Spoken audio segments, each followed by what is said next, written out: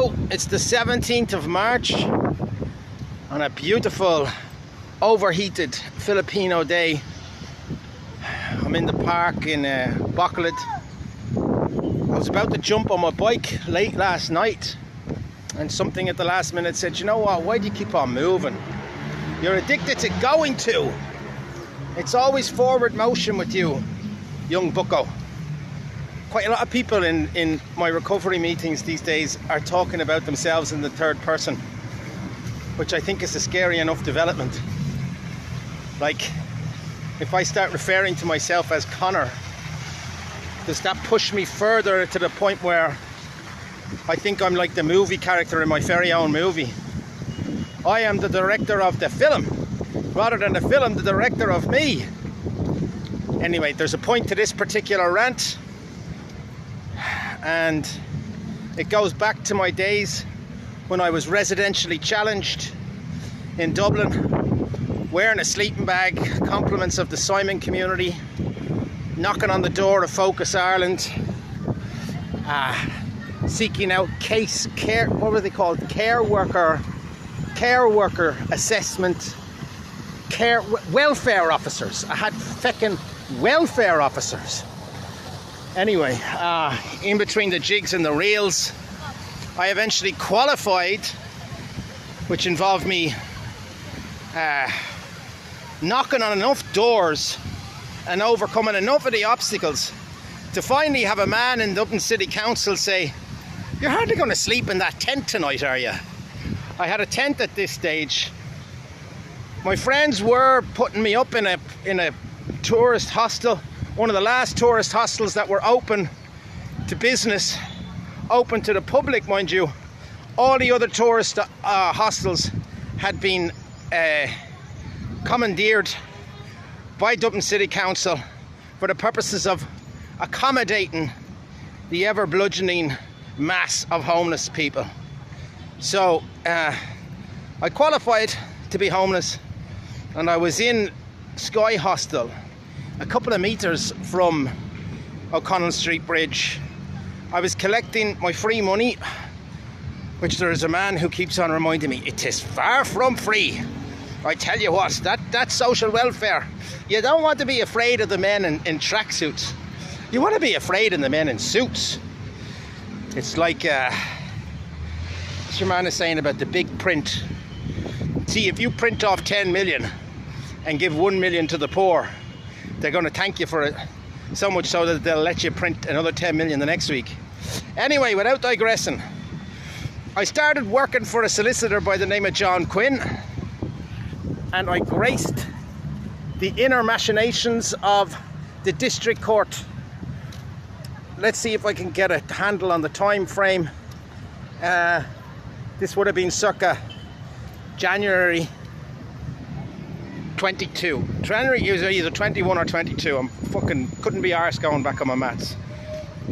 So, John Quinn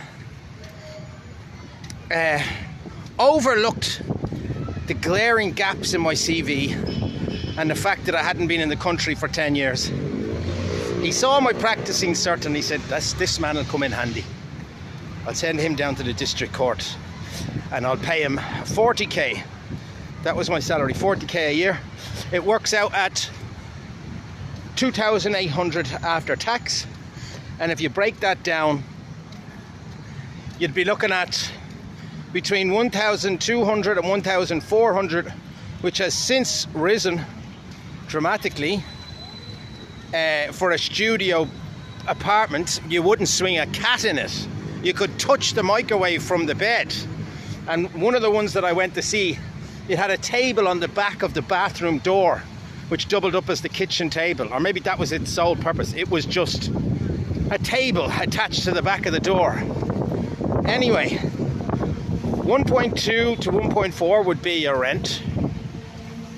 I would need to send another 400 to 500 back to the Philippines for my son's upkeep. And it would leave me about €1,000 to pay for the vehicle, which I had at this stage. I'd bought a Yamaha T-Max, and my insurance would have been, for a motorbike, wouldn't be too bad, but sure, I would have had €1,000 to pay for all the bits and bobs. to you know, enjoy myself at the weekends and whatnot, and pay for my car and my insurance. It would work out at about €250 a week. And keep in mind that if you stay on... Okay, for some reason my video cut out there. Yeah, for doing nothing, they'll give you €200, and they give you a free hostel in what used to be a fairly upmarket hostel, but had since rendered almost uninhabitable on account of the fact that the dorms were filled with heroin addicts and crack addicts and alcoholics, which are... I wouldn't mind them. I was in recovery, you know. So 2.8k, and I'm plodding away. I saved enough money for my motorbike. After that, I was back to zero, started saving again. I probably had a chunk of about 4,000 or 5,000 available to me for my accommodation. So I'm about to get out of the homelessness situation, and at the same time, two things happened. My motorbike, which I had spent my first and second month's paycheck buying, that was robbed from outside the hostel. And on the second occasion, there was I was charged with a public order offence for drinking in public down in Wicklow town about 9 months previous, when I was living up in the fucking woods with my friend Sam. One particular day, out of my tree, I tried to walk out to my granny's grave, and I got as far as Wicklow, and I was drinking cans of cider at the Billy Brennan statue when a couple of guards who knew me well threw me in the back of the drunk tank, and I spent the night in Arklow jail. I was up in court in Bray the next day and charged with public intoxication. So then, fast forward then 9 months, I'm working and I'm sober. My motorbike has just been robbed, and I'm up in, what court was it? Bray? Was it Bray? Bray or Swords? And a man by the name of Cahir Higgins had volunteered to come and help me on the day because I told him my situation. I actually got on quite well with Cahir. One of the few people who didn't have the illusion of grandeur, or maybe they are all fucking supermen down there in the district court, but I couldn't relate with most of them because I'm living in a goddamn homeless hostel, and I don't really give a fuck about money. And all of you guys have got plenty of money, it would seem, but I wasn't in the right frame of mind for. Everything was happening at the same time. So Cahir came down and he met me in Bray, and we got the matter struck out, and afterwards we went for coffee, and he said to me, "You're probably not reaching your full potential with John Quinn. I know him well. I've been working with him for decades. Well, he'd been in the same court as me." And he said, "How would you like to come and work for me? I promise you that I'll train you up, show you the ropes, and help you build the confidence you need to be a criminal solicitor in Dublin." And I thought, okay, well, what would say, like, I didn't even ask him any questions. I said, "I'm going to have to think about that, Cahir." I said, "But by the way, would you be able to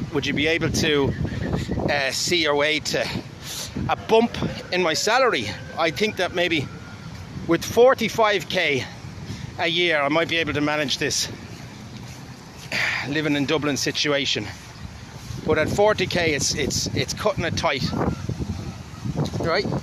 And he said, I think he came back to me 24 hours later, but the answer was no. The offer was there, 40k. He'd pay me the same amount that John Quinn had been paying me. And so I had to deliberate. And I spoke to some other people, and then I heard his backstory. Cahir had punched a man into the head, a colleague, a fellow solicitor, on the steps of the forecourt several years previous. He had been involved in an altercation with two Gardaí following an alleged biking incident. And then lastly, he had stolen, or allegedly stolen, €400 from a Spanish national who was claiming free legal aid he was standing in for a different solicitor, and the client advised he would plead guilty, providing that he would pay a fine to charity. This fellow was in custody at the time, so he gave Cahir the credit card, and Cahir went down to an ATM and he pulled out €600. He then went back, paid the €200 fine in the court fines office, and then he alleges that he gave back the €400 to the Spanish national. The Spanish national attended a police station several days after the incident, only when he noticed that €600 was missing for his account, not the €200, which he had instructed Cahir to pull from the ATM. So he had two separate charges. Now, 3 or 4 days ago, I googled Cahir Higgins because I turned him down 2 years ago when my motorbike was robbed and when I was acquitted on the charges of intoxication. And for whatever reason, I said, you know what? Fuck this Dublin homelessness shite. Fuck this putting on a suit every day and going down to the forecourts for peanuts. €50 more than what I'd get if I just sat on my hole in the hostel. I couldn't see the long shot. I couldn't see the point in hanging around for what Cahir had. What Cahir was actually offering was, because I had a practice certificate, he's looking ahead and he sees the writing is on the wall. He's going to be struck off. And so he needed a protege, and he needed me to come in. He would have trained me in, and then for whatever the agreement might have been at a certain point, I would have taken over his entire client list.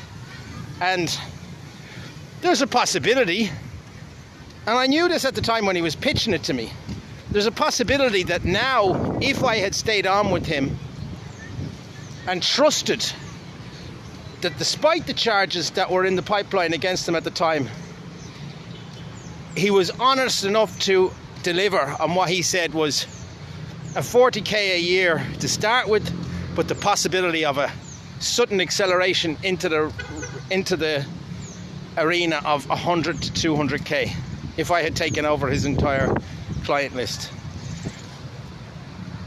And so when I saw that he was sentenced and locked up in November to 3 months altogether on whatever the charges were, the sentence was to be run concurrently, so he would be out by now, in other words. And so what has been going on in my head is, maybe I should send him an email. Are you still looking for a protege?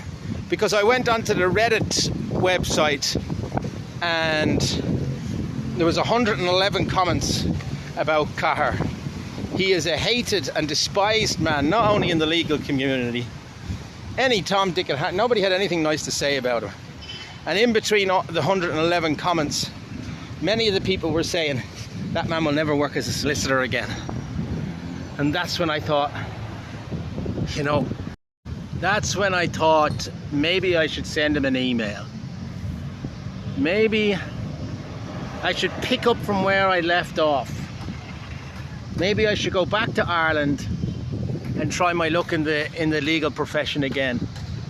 Or maybe I should clone myself 100 times and send one of my clones to live in Moscow. Another one of my clones can go live in America. I'll send 3 or 4 of them out to Africa just for the laugh.